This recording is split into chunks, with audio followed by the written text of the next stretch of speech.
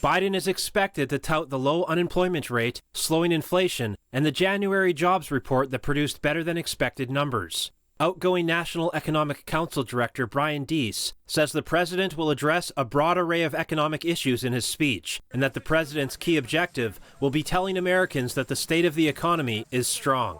The Bureau of Labor Statistics reported last week that 517,000 new jobs were created in January, more than doubling market estimates.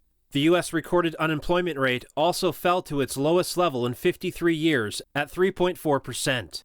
One thing you're going to hear directly from the president, that a core part of any viable economic strategy needs to answer the question of how are you going to keep lowering costs for families. The president will outline specific ideas on how to do that.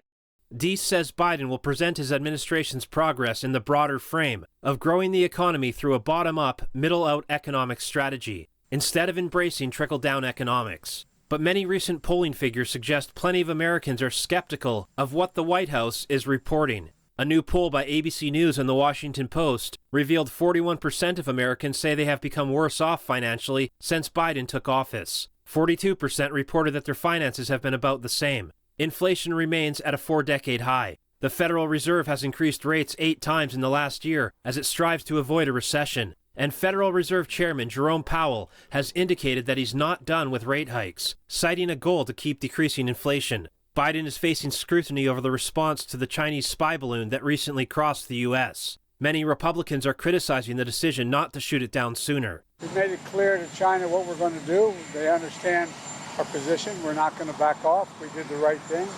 And there's not a question of weakening or strengthening. It's just the reality. Biden is also expected to address the debt ceiling, immigration, and the war in Ukraine. Arkansas Governor Sarah Huckabee Sanders will be giving the GOP response to Biden's address. Jeremy Sandberg, NTD News.